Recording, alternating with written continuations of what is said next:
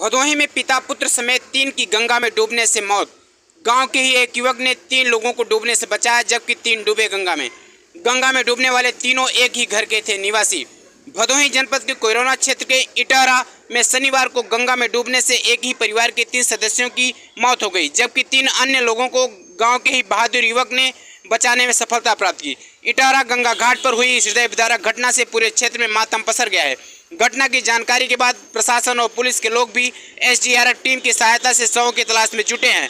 जानकारी के मुताबिक इटारा गांव के निवासी शेषमणि सिंह के पुत्र विनय सिंह तथा विशाल सिंह अपने दो बेटों को लेकर के इटारा गंगा घाट पर शनिवार की दोपहर करीब 12 बजे स्नान करने गए थे, जहां पर विनय सिंह और विशाल सिंह बच्चों को किनारे छोड़कर गंगा पार किए और फिर आकर के विनय सिंह अपने एक कंधे पर अपने बेटे शिवा सिंह तथा दूसरे कंधे पर भतीजे किशन सिंह तथा दूसरे भाई विकास सिंह भी अपने एक कंधे पर अपने बेटे देवा तथा भतीजे शक्ति सिंह को बैठा करके गंगा पार कर रहे थे।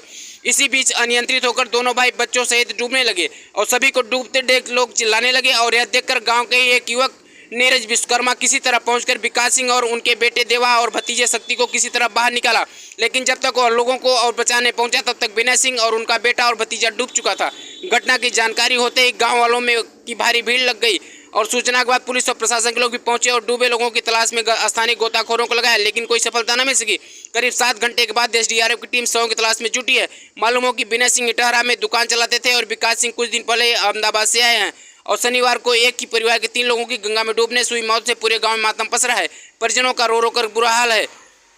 घर के मुखिया शेषमणि सिंह अपने एक बेटे और 2 नाती की मौत के बाद गमजदा हैं। घर की महिलाओं का रोने के आवाज़ से लोगों का कलेजा फटा जा रहा है। पूरे क्षेत्र में मातम पसरा हुआ है। इस घटना को लेकर के काफ़ी लोग दुखी हैं।